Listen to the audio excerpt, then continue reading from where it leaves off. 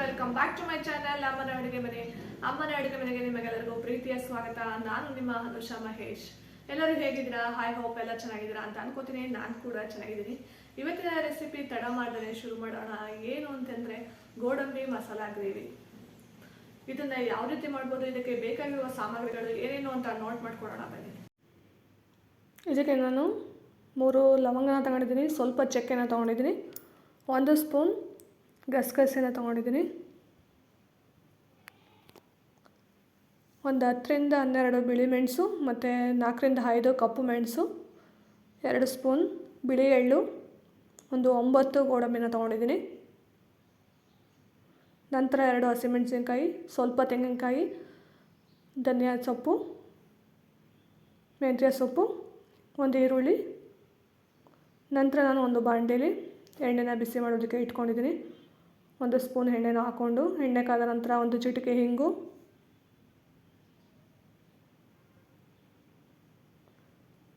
ಅರ್ಧ ಸ್ಪೂನ್ ಸಾಸಿವೆ, ಅರ್ಧ ಸ್ಪೂನ್ ಜೀರಿಗೆ,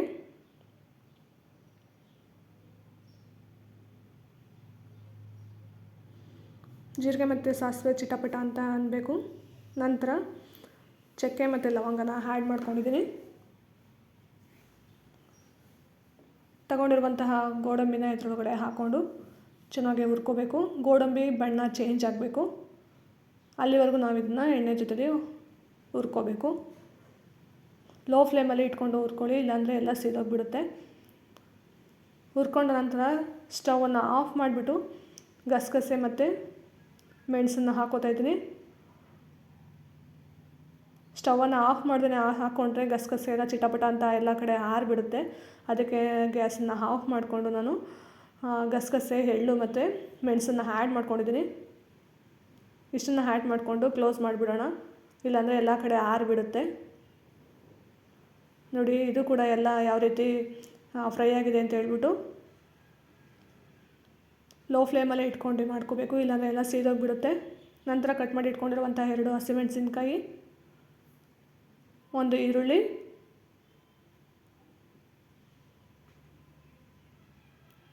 ಈರುಳ್ಳಿನ ಹಾಕ್ಕೊಂಡು ಚೆನ್ನಾಗಿ ಬಾಡಿಸ್ಕೊಳ್ಳೋಣ. ನಂತರ 1 ಟೊಮೆಟೊ ಹಾಕ್ಕೊಳ್ಳಿಲ್ಲ ಅಂದರೆ ಅರ್ಧ ಟೊಮೆಟೊನ ಹಾಕ್ಕೊಳ್ಳಿ.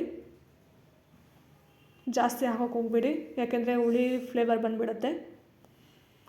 ಸ್ವಲ್ಪ ತೆಂಗಿನಕಾಯನ್ನು ಕಟ್ ಮಾಡಿ ಹಾಕೋತಾ ಇದ್ದೀನಿ. ಎಲ್ಲನೂ ಎಣ್ಣೆಯಲ್ಲಿ ಚೆನ್ನಾಗಿ ಹುರ್ಕೋಬೇಕು.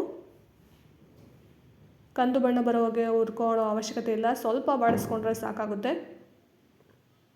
ಚೆನ್ನಾಗಿ ಬಾಡಿಸ್ಕೊಂಡು ತಣ್ಣಗಾಗೋಕ್ಕೆ ಬಿಟ್ಬಿಡೋಣ. ತಣ್ಣಗಾದ ನಂತರ ಮಿಕ್ಸಿ ಜಾರ್ಗೆ ಹಾಕ್ಕೊಂಡು ರುಬ್ಕೋಬೇಕು. ಬಿಸಿಲೇ ಮಿಕ್ಸಿಗೆ ಹಾಕಿ ರುಬ್ಬಬೇಡಿ.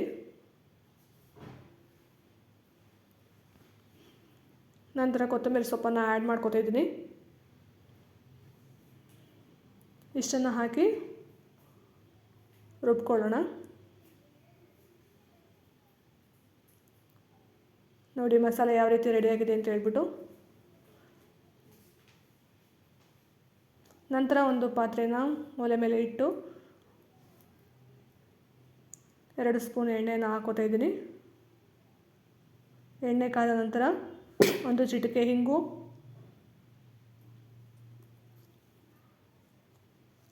ಅರ್ಧ ಸ್ಪೂನ್ ಜೀರಿಗೆ, ಅರ್ಧ ಸ್ಪೂನ್ ಸಾಸಿವೆ,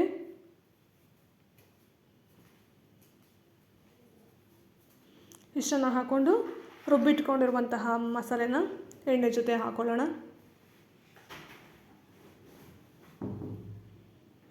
ಎಣ್ಣೆ ಜೊತೆ ಹಾಕ್ಕೊಂಡು ಚೆನ್ನಾಗಿ ಮಿಕ್ಸ್ ಮಾಡ್ಕೊಳ್ಳೋಣ. ಫಸ್ಟು ಚೆನ್ನಾಗಿ ನೀರನ್ನು ಹಾಕ್ಕೊಳ್ದೇ ಬೇಯಿಸ್ಕೋಬೇಕು. ರುಚಿಗೆ ತಕ್ಕಷ್ಟು ಉಪ್ಪನ್ನು ಹಾಕ್ಕೊಂಡು ಚೆನ್ನಾಗಿ ಬೇಯಿಸ್ಕೊಳ್ಳೋಣ. ನೋಡಿ ಯಾವ ರೀತಿ ಕುದಿ ಬರ್ತಿದೆ ಅಂತ ಹೇಳ್ಬಿಟ್ಟು. ನಂತರ ಇದಕ್ಕೆ ಕಟ್ ಮಾಡಿ ಇಟ್ಕೊಂಡಿರುವಂತಹ ಮೆಂತ್ಯ ಸೊಪ್ಪನ್ನು ಹಾಕೋತಿದ್ದೀನಿ. ನೀವು ಕಸ್ತೂರಿ ಮೆಥಿ ಇದ್ದರೆ ಕಸ್ತೂರಿ ಮೆಥಿನ ಹಾಕೋಬೋದು.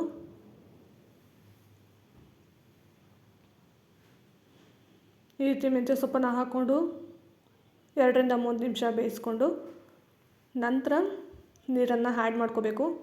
ನಿಮಗೆ ಗ್ರೇವಿ ಯಾವ ಕನ್ಸಿಸ್ಟೆನ್ಸಿಗೆ ಬೇಕೋ ಅಷ್ಟು ನೀರನ್ನು ಆ್ಯಡ್ ಮಾಡ್ಕೊಳ್ಳಿ. ನೋಡಿ ಚೆನ್ನಾಗಿ ಬೆಂದಿದೆ, ಎಣ್ಣೆನೂ ಕೂಡ ಬಿಡ್ತಿದೆ.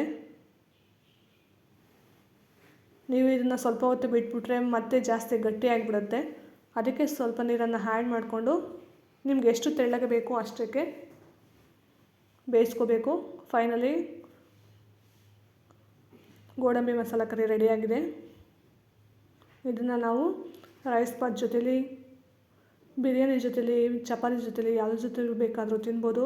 ಎಲ್ಲರಿಗೂ ಕೂಡ ಇಷ್ಟ ಆಗುವಂಥ ರೆಸಿಪಿ. ಯಾವುದೇ ಒಂದು ತರಕಾರಿಗಳನ್ನ ಯೂಸ್ ಮಾಡ್ದೇ ಮಾಡಿದ್ವಿ. ಇದಕ್ಕೆ ಬೇಕಾದ್ರೆ ಪನ್ನೀರು ಇಲ್ಲಾಂದರೆ ದಪ್ಪಮೆಣ್ಸಿಕಾಯಿನ ಹಾಕ್ಕೊಂಡು ಬೇಕಾದರೆ ಈ ಗ್ರೇವಿನ ಮಾಡ್ಕೋಬೋದು. ತುಂಬಾ ಚೆನ್ನಾಗಿರುತ್ತೆ ಅಂತ ಹೇಳ್ಬೋದು. ಬಿರಿಯಾನಿ ಅಥವಾ ರೈಸ್ ಬಾತ್ ಹೆವಿ ಇರೋದ್ರಿಂದ ಈ ಥರ ಒಂದು ಪ್ಲೈನ್ ಗ್ರೇವಿನ ಮಾಡಿಕೊಂಡ್ರೆ ತುಂಬಾ ಚೆನ್ನಾಗಿರುತ್ತೆ. ನೋಡೋರಲ್ಲ ಫ್ರೆಂಡ್ಸ್, ಗೋಡಂಬಿನ ಉಪಯೋಗಿಸ್ಕೊಂಡು ಯಾವುದೇ ಒಂದು ತರಕಾರಿನ ಯೂಸ್ ಮಾಡ್ದೇ ಒಂದು ಗ್ರೇವಿನ ಯಾವ ರೀತಿ ಮಾಡ್ಕೊಂಡ್ರಿ ಅಂತ ತಿಳ್ಕೊಂಡ್ರಿ ಅಲ್ವಾ. ನಿಮಗೂ ಕೂಡ ಇಷ್ಟ ಆಗುತ್ತೆ ಅಂತ ಭಾವಿಸ್ತೀನಿ. ಇಷ್ಟ ಆಗಿದ್ದಲ್ಲಿ ಕಮೆಂಟ್ ಬಾಕ್ಸ್ನಲ್ಲಿ ತಿಳಿಸಿ. ಯಾವ ರೀತಿ ಬಂದಿದೆ ಅಂತಲೂ ಕೂಡ ಒಂದ್ಸಲ ಟ್ರೈ ಮಾಡಿ ಹೇಳಿ. ಇದನ್ನು ನಾವು ರೈಸ್ ಬಾತ್ ಜೊತೆಲಿ, ಬಿರಿಯಾನಿ ಜೊತೆಲಿ, ಯಾವ ಜೊತೆ ಬೇಕಾದರೂ ತಿನ್ಬೋದು. ಚಪಾತಿ ಜೊತೆ ಕೂಡ ತಿನ್ಬೋದು. ಈ ರೆಸಿಪಿ ನಿಮ್ಗೆ ಇಷ್ಟ ಆಗಿದ್ದಲ್ಲಿ ದಯವಿಟ್ಟು ಲೈಕ್ ಮಾಡಿ, ಶೇರ್ ಮಾಡಿ ಮತ್ತು ಸಬ್ಸ್ಕ್ರೈಬ್ ಮಾಡ್ಕೊಳ್ಳಿ.